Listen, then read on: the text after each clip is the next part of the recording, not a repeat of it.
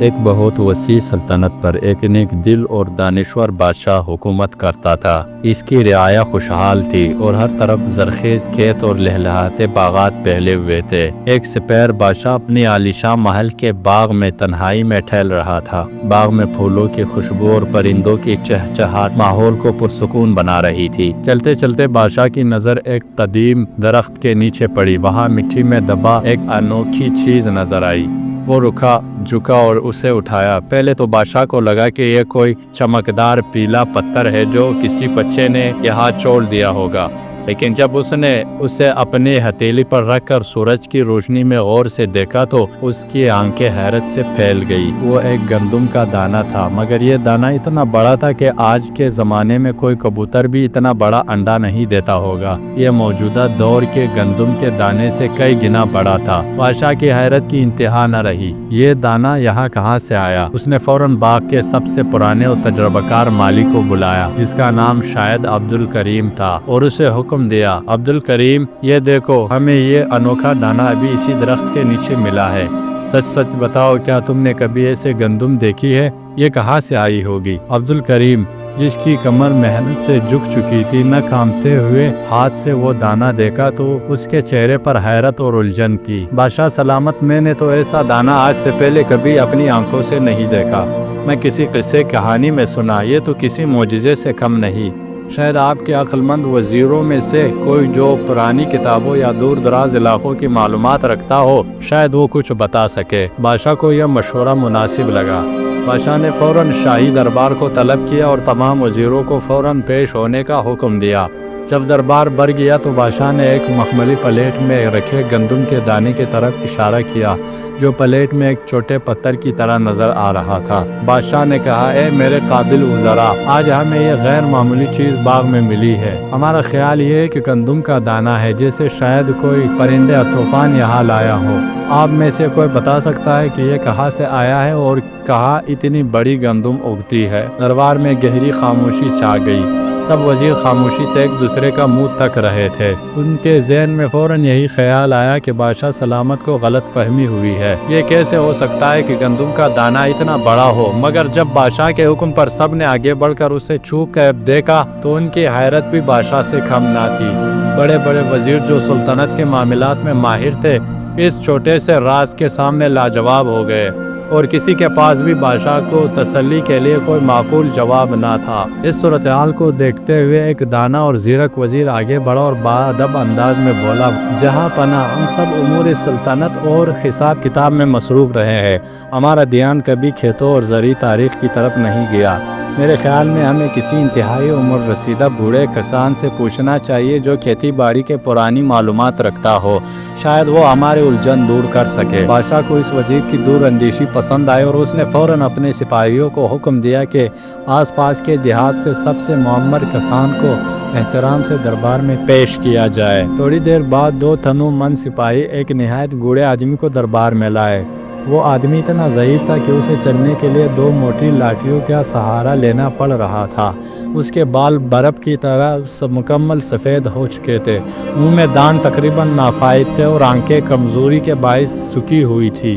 بادشاہ نے نرمی سے بوڑھے کی طرف دانہ بڑھایا۔ اے بزرگوار، آپ اس زمین کے سب سے پرانے باسی لگتے ہیں، کیا آپ نے اپنی زندگی میں کبھی ایسی گندم دیکھی ہے؟ بوڑھے نے بڑی مشکل سے بادشاہ کا سوال سنا، کیونکہ اس کی سماعت بھی کمزور ہو چکی تھی، اور پھر دانہ دیکھ کر مایوسی سے سر ہلایا۔ نہیں، یہ میری یادداشت میں نہیں ہے۔ بادشاہ سلامت، میرے والد صاحب کی عمر مجھ سے کہیں زیادہ ہے، آپ ان سے پوچھیں، شاید وہ آپ کو کچھ بتا سکے۔ بادشاہ حیران ہوا کہ اس سے بھی کوئی بوڑھا زندہ ہے۔ اس نے فوراً اس کے والد کو بلوانے کا حکم دیا۔ کچھ دیر بعد ایک اور بوڑھا آدمی دربار میں آیا، جو اپنے بیٹے سے خاصتاً بہتر حال میں تھا۔ اسے صرف ایک لاٹھی کا سہارا درکار تھا۔ اس کے سفید بالوں میں کچھ بال کالے بھی تھے اور منہ میں 2-4 دانت بھی سلامت تھے۔ مجموعی طور پر وہ اپنے بیٹے سے زیادہ توانا اور بہتر حالت میں تھا۔ بڑے صاحب سے بادشاہ کہنے لگا، کیا آپ اس طرح کے گندم کے دانے کے بارے میں جانتے ہیں؟ بوڑھے نے گندم کا دانہ غور سے دیکھا۔ اس کے چہرے پر تھوڑی سی یادداشت کی لکیریں ابھری۔ آہستگی سے بولا، جناب، میں نے اتنا بڑا دانہ کہیں نہیں دیکھا۔ میں جب جوان تھا تو ہمارے زمانے میں گندم کا دانہ آج کل کے دانے سے بڑا ضرور ہوتا تھا، مگر یہ تو بہت ہی زیادہ بڑا ہے۔ شاید میرے والد صاحب جو مجھ سے بھی زیادہ عمر کے ہیں کچھ بتا سکے۔ بادشاہ حیرت اور بے چینی کے عالم میں اپنی کرسی سے کھڑا ہو گیا۔ کیا اس سے بھی کوئی زیادہ عمر کا شخص موجود ہے؟ بادشاہ نے بے چینی کے عالم میں تیسرے بوڑھے یعنی اس کے باپ کو دربار میں بلوا لیا۔ سب دربار والے حیران تھے کہ یہ تیسرا بوڑھا کس حال میں ہوگا۔ کچھ دیر بعد ایک شخص بغیر کسی لاٹھی یا سہارے کے بالکل سیدھا چلتا ہوا دربار میں داخل ہوا۔ اس کے سر کے بال آدھے سفید اور آدھے کالے تھے۔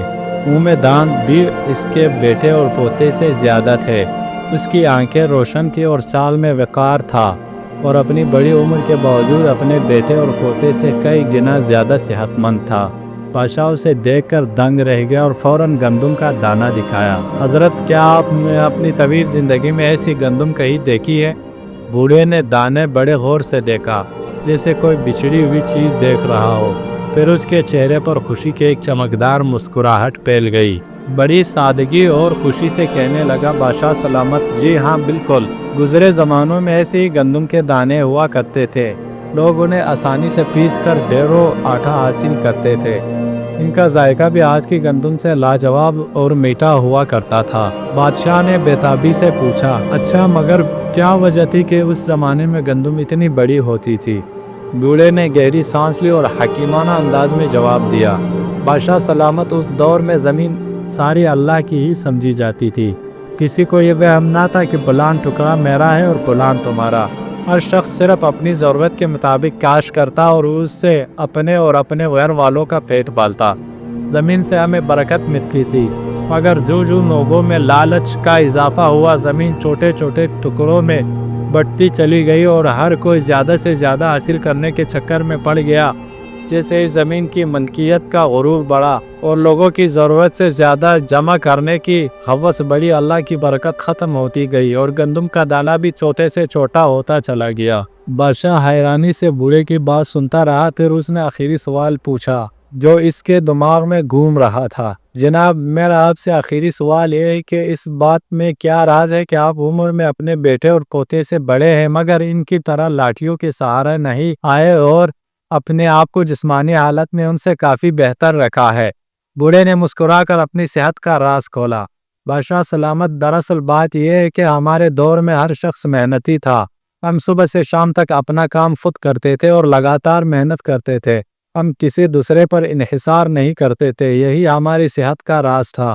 مگر جیسے جیسے زمانہ بدلا اور آسانی کے وسائل بڑھے، لوگ دوسرے کے محتاج ہوتے گئے۔ میرے بیٹے نے کھیتوں میں مزدور رکھ لیے، اس لیے وہ ایک لاٹھی کے سہارے آیا، یعنی اس نے دوسروں پر انحصار کیا مگر کچھ کم۔ لیکن میرا پوتا 2 لاٹھیوں کے سہارے آیا، یعنی وہ مکمل طور پر دوسروں پر کام کر لیتا تھا اور دوسروں پر انحصار کرتا تھا اور خود کوئی محنت نہیں کرتا تھا۔ آج کے لوگ اسی لیے کمزور اور ناتوان ہیں۔ بادشاہ اس بوڑھے کے حکمت اور سادہ زندگی کے اصولوں سے بہت متاثر ہوا۔ اس نے نہ صرف اسے قیمتی انعام اور اکرام سے نوازا بلکہ فوراً اسے اپنے دربار میں مشیر خاص مقرر کر لیا، تاکہ اس کے سلطنت میں ایک بار پھر برکت اور محنت کی قدر پیدا ہو۔ دوستو، یہ کہانی آپ کو کیسی لگی؟ کمنٹس میں اپنے رائے کا اظہار ضرور کیجیے گا۔ ہمارے چینل کو سبسکرائب کر دیجیے گا۔ ویڈیو دیکھنے کا بہت بہت شکریہ۔